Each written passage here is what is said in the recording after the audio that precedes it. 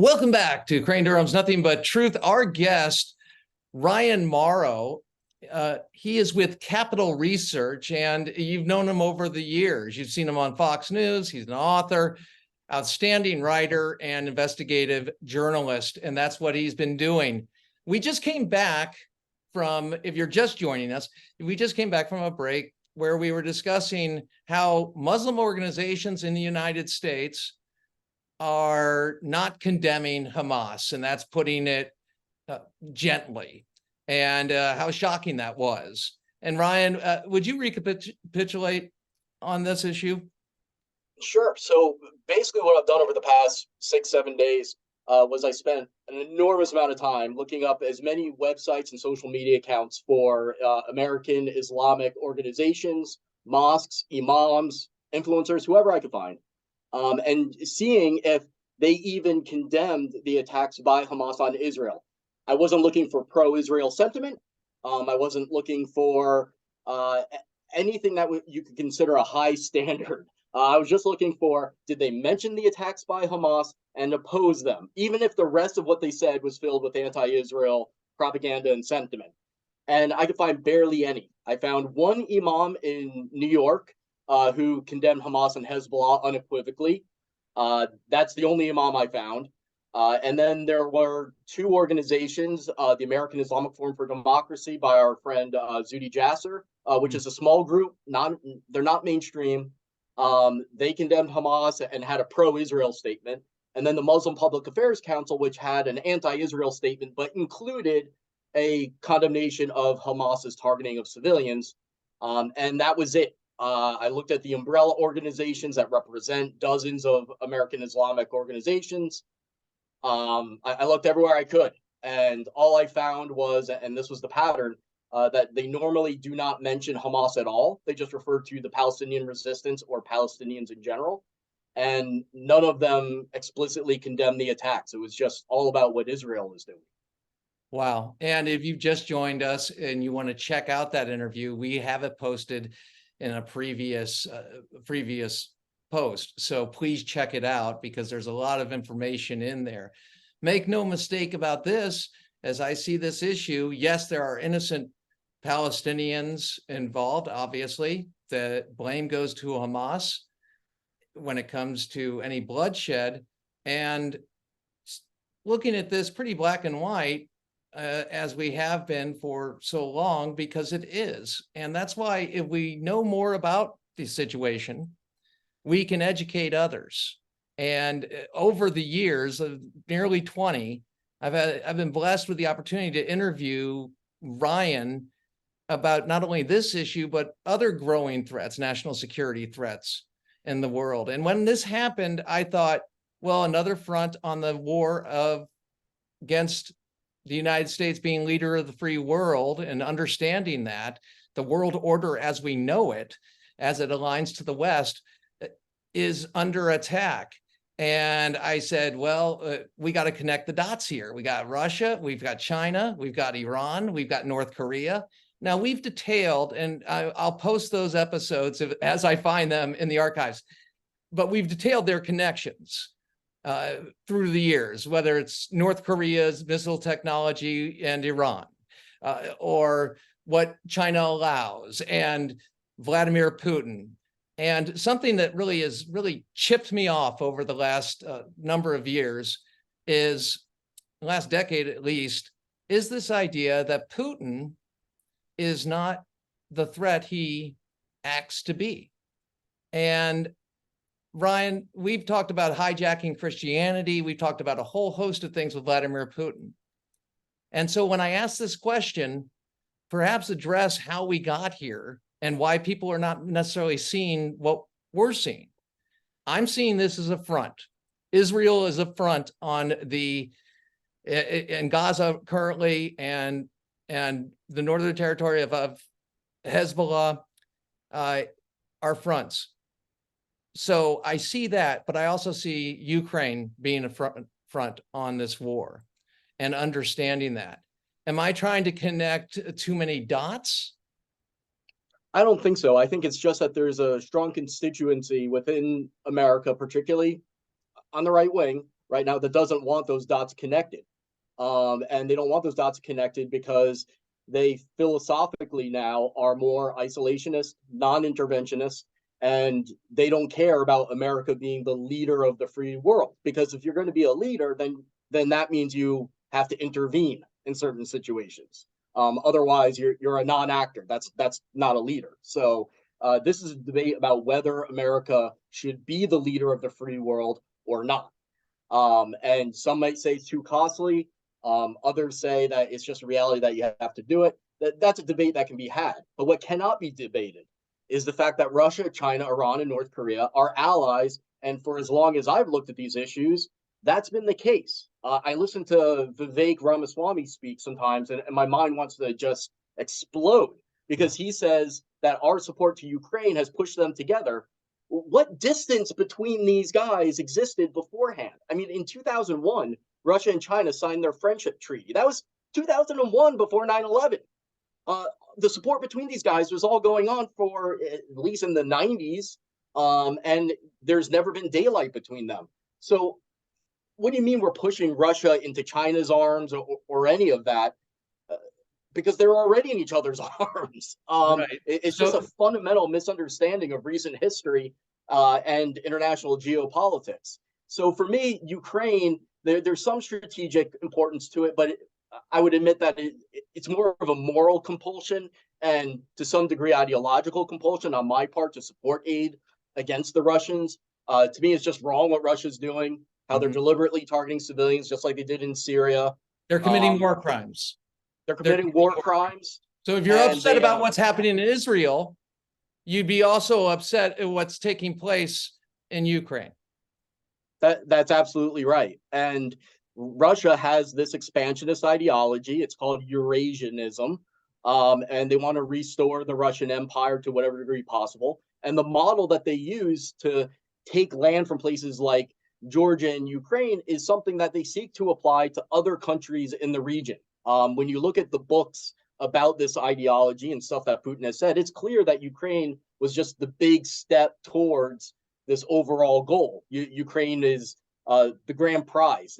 Having a puppet government there, if not directly annexing them, is just a stepping stone towards uniting Russian-speaking populations under a new Russian empire, and that directly puts them in conflict with NATO. In fact, Russia has already raised alarm. It's a fake alarm, but they've raised an alarm about the so-called mistreatment of Russians in the Baltic states.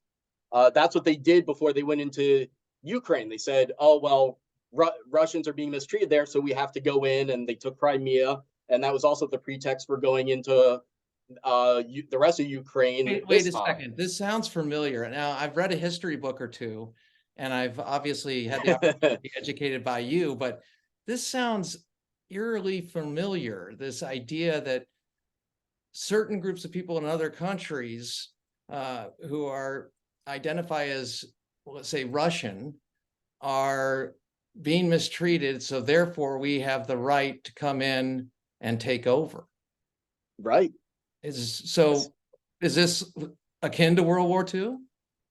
Putin isn't a Nazi, so he's not as bad as them. I don't want to be accused of hyperbole when sure, overstating my case, but the logic is the same in terms of the land grabs, and we know where it leads. It'll lead to Russia having covert operations in these Russian-speaking areas, in these minorities, trying to stir up trouble, and that raises the risk of either through directly deciding there to be a war or through a mistake and we all stumble into a war. It raises the risk of a war with Russia if we let it continue. So some people say us resisting them at all in Ukraine is increasing the chances of war with Russia. What I'm saying is that Russian victory in Ukraine dramatically increases the chance of that confrontation.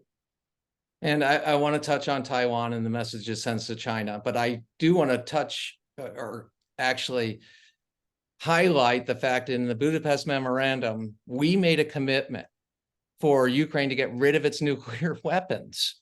Yeah. And yet when we bail on our commitments, we create a vacuum. And as we've seen in the wars that have been fought in the 21st century, you send a signal to allies or would-be allies that you can't be counted on. Your thoughts? Yeah, no, that's absolutely right. We gave a security guarantee to Ukraine that if they were ever threatened or attacked, that there would be assistance of some kind provided. And that's how they gave up their nuclear weapons. So we have that commitment.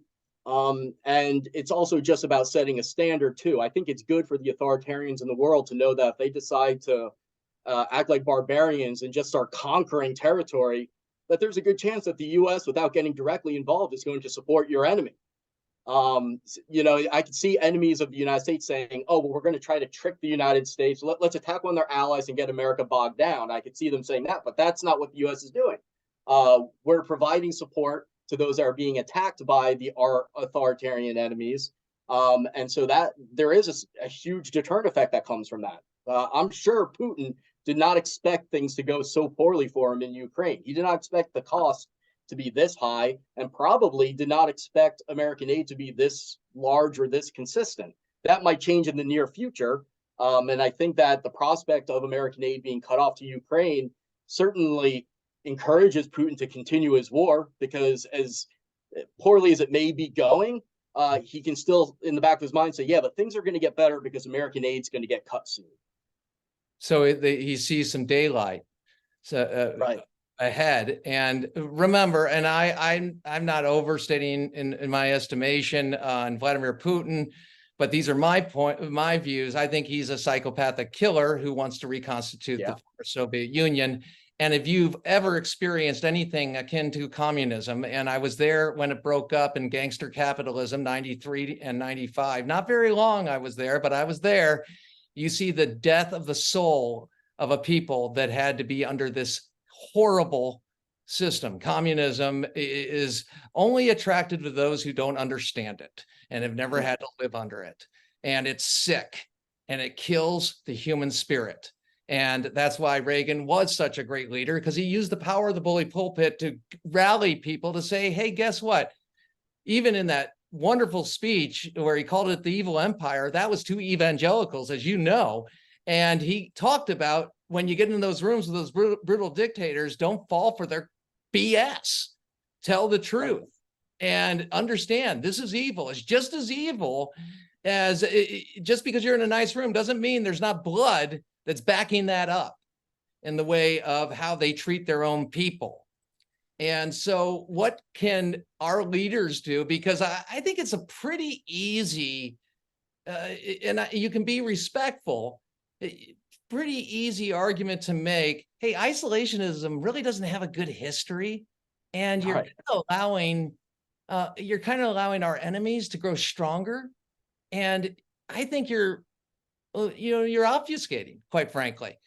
And whether it's Tucker Carlson or Vivek Ramaswamy or whatever branch of the Republican Party, I'm a conservative, I'm a Republican, yes, but I don't get this. And this kind of really unsettles me, because I say enemies are going to grow stronger, and sooner or later we're going to have to deal with them. Your thoughts? Yeah, I definitely agree with that. I think that there has to be more leadership in terms of explaining why it's necessary for the U.S. to be aiding people in Ukraine, because the people that oppose it, they have reasonable arguments. I mean, when they say, well, that money could go towards a wall on the Mexican border, or we can spend it in other ways, or hey, we don't even have the money to begin with. Like, I get that. I totally get it. And I don't think that they're being traitors, or they're not. I don't think they're nonsensical. And so I think particularly from Biden, but also from Republican leadership, what we need is a series of speeches and PR that explain that we're opposed, why it's in our interest to oppose Putin, and also why we simply have to, why it's not really a matter of choice, because he's such a bad actor.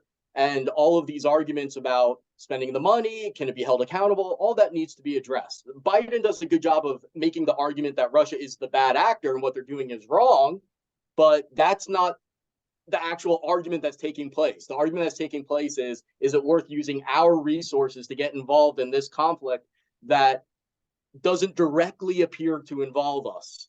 And there has to be that broader framing of, do you believe that America is just a piece of land and we can have Fortress America and just focus on ourselves and forget about the rest of the world?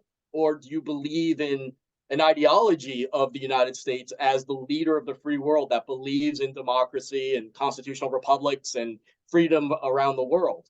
And if you do believe in that, then you do have a moral obligation to help as with is within your capability. And understanding the benefits of that belief when it's enacted and has kept us as leader of the free world. You are very kind, and I love this about you, buddy, is you will make the best argument for the people that oppose what you advocate for. You'll give them the benefit of the doubt. That is not done with a whole lot of these folks who are going with isolationism. They're not giving us the respect of logic when it comes to do nothing or invade. I mean, absolutely asinine, right? There's things And the we argument always comes back to the opposite of what I do. They always say, "Oh, well, it's because you have bloodlust, you're warmongers, you're yes. neocons." It's always comes back to that, or you're a puppet of the military-industrial complex. It's they never just say, "Oh, I can see your point." It's always you're essentially a bad person that wants to make money off of warfare. Even though I mean, I know I'm not making money. Well, sooner or later, if they get that far, they'll probably accuse you of being part of the Jewish conspiracy that runs the world. And It comes close to that. yeah, because they kind of all get there at some point. It might be a lot of unraveling, but sooner or later. And that's why one of the reasons I call the show Nothing But Truth, because I'm like, this is ridiculous. And if we had these respectful conversations, like, for example, you should be on Tucker. And you should go toe to toe if Tucker was going to have you on and really be a place where you're going to have that intellectual firepower going back and forth. And don't get me wrong, I think Tucker and the way he's represented certain aspects, including the Iraq War, are tremendously unfair because he said very similar things about the bloodlust and war. I mean, come on, it's jackassery. And he knows better. I really believe he knows better because he's a very smart guy, obviously. But it's important to have these discussions and debates because it also goes into the frame of when we are electing our leadership. And to me, the Republicans who carry the view of supporting the Ukraine and are being silent, shame on you because you're allowing yourself to be bullied into silence. And that's terrible. And it has an impact. And that's what I want to get to. The impact of not recognizing our enemies. People say, hey, Vladimir Putin, maybe he's a bad guy, but he's not our bad guy. We don't have to deal with him, Ukraine, whatever. And then they say, well, we got to focus on China, and therefore Taiwan. And what I'm concerned about is the green light for the Ukraine invasion of the Ukraine was sent by President Biden, both in word and deed when it came to minor incursion later and the Afghanistan withdrawal. And now with this seemingly vacillating on the support for the Ukraine, China's licking its chops. Why wouldn't it go after Taiwan? Your thoughts? Yeah, I mean, if the U.S. pulls support for Ukraine, regardless of whether you think it should have begun or not, like that's actually a separate argument from whether it should be cut now. If it were to be cut now, do you really think that's going to deter China in some way? Like, no, it's going to incentivize them because from the Chinese perspective, they would have a very rational conclusion. If the U.S. couldn't muster up what it takes to provide aid to the Ukraine against Russia, when it's just a few percent of their defense budget, there's no boots on the ground, then why would I believe that they're going to stand by Taiwan when there's the very real likelihood of large American casualties and a much higher cost? I would view it, if I was a Chinese Communist Party member, as the ultimate green light to saying, yeah, when the U.S. is going to defend Taiwan, they're probably not going to, or if they do, it'll just be for a little while. And then I go back and I can't help but Vivek Ramaswamy is obviously a very bright guy, but I wanted to jump through the darn television during the debate. And I also, when I've heard the statements from him and the idea that Reagan bought us about 30 years, that's the yield. Those are the fruits, 30 years of freedom and going forward and an incredible extraordinary amount of security and freedom throughout the world, quite frankly. And then I look at people who are maybe transactional in their belief and national security, and it goes to Donald Trump as well. I'm like, you're no Reagan. You're not even close. You couldn't carry Reagan's. I shouldn't say that, but you couldn't carry his jacket, okay? Because he made substantive arguments. He communicated with the American people. He made his case, and he outlined it and followed it in policy. And while he wasn't perfect, a lot of things, there's things I disagree with him on. The fact is, when we have a worldwide crisis, a vacuum that's seemingly now being filled by belligerents, this impacts our very existence. Overstatement?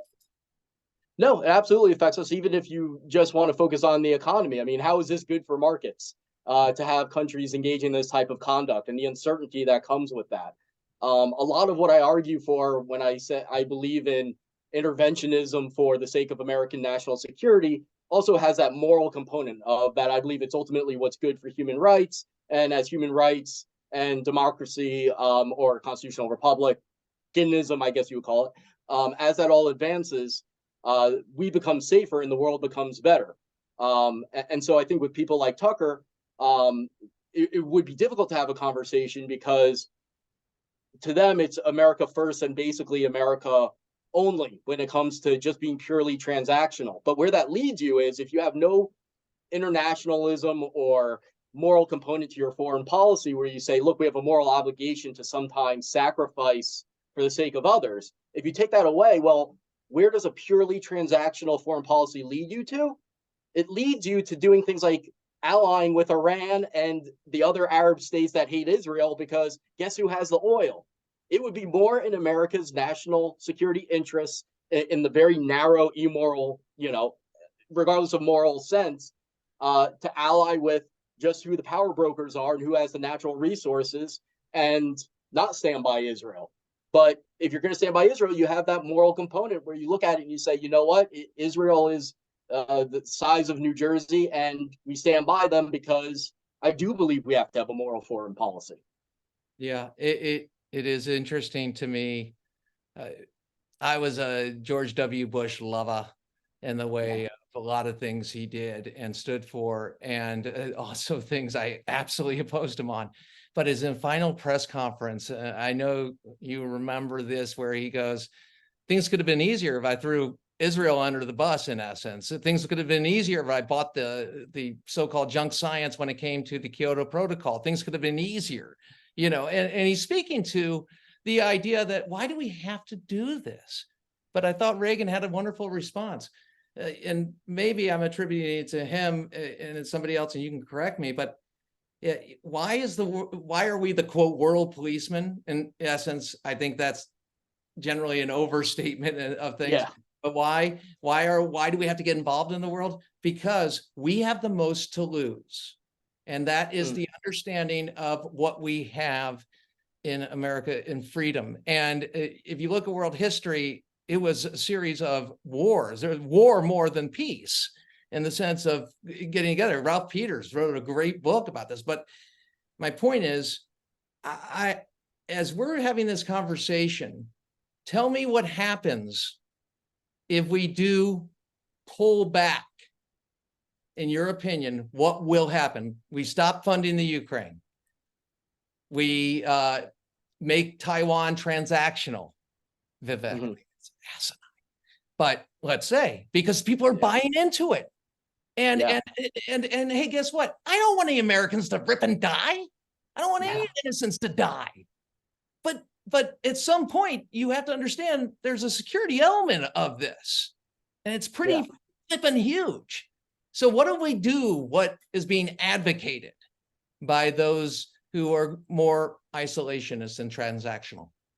Well, if we go down the isolationist path, then our enemies end up isolating us and then being able to subvert us and dictate their, whatever they want, they can dictate to us. To some degree, we see this with China now, where our economies are so intertwined that it makes it difficult for the U.S. to oppose China, although we've gotten tougher, and that's been great. But as you let these bad actors around the world gobble up resources, gobble up strategic opportunities, that leaves the US with fewer options. And so, even more broadly, if you're talking about the ideology that the United States espouses, where we stand for human rights and separation of powers and all that, that ideology can die due to weakness. And you see these other ideologies rise up in its absence because people are always going to want to believe in something in terms of political science. And if they don't believe in our ideals, they'll believe in something else. They won't just stop thinking, they'll gravitate towards something. And that's why you have this Russian pseudo communism. It's not communism, but it's like Russian Tsarism with a mixture of Soviet, you know what I mean? Like it's a mixture of a few things. And you have the Chinese Communist Party ideology, which is increasingly hyper nationalistic. You have Islamism, even though I think that's been on the decline. But the reason all of that rises up is because they looked at our ideas and large populations rejected it. Now, they might have rejected it because they were brainwashed, they were controlled by thugs, whatever.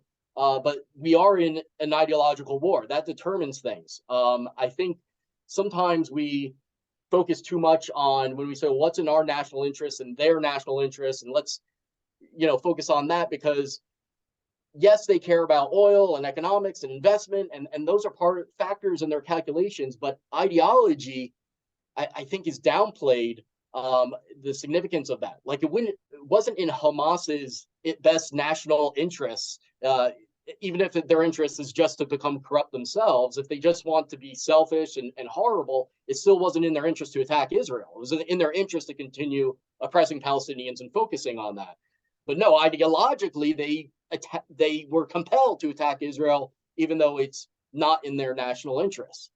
So I would say the same thing for Putin. I don't think it was in his national interest to attack Ukraine, but he did so. Why? Because of an ideology. And if we do become people that back up their word, and I'm just thinking of a couple examples here, when we followed through in Iraq, which I know a lot of people disagree with, I think it was the right move at the right time. And I know there's a lot of different opinions, hindsight being 2020, but I still believe something that was yielded out of that was a huge deal. We were concerned about nuclear weapons falling in the hands of these Middle Eastern governments.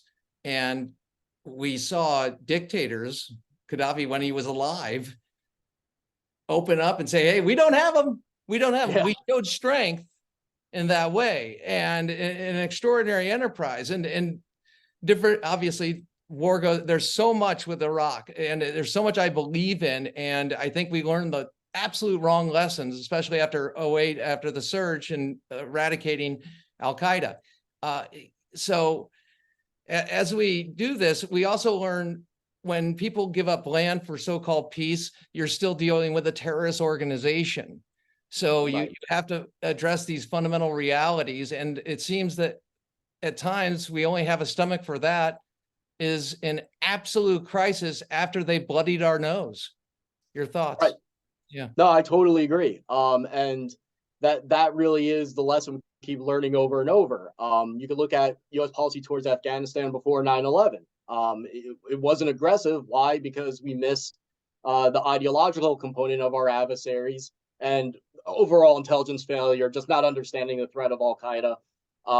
But one of the lessons that we should learn, particularly from Hamas's attacks on Israel and countless other examples, is that while we have some history of inflating, not on purpose, but overestimating the enemy's capabilities, we have actually a bigger history of underestimating them and missing it when something's headed our way.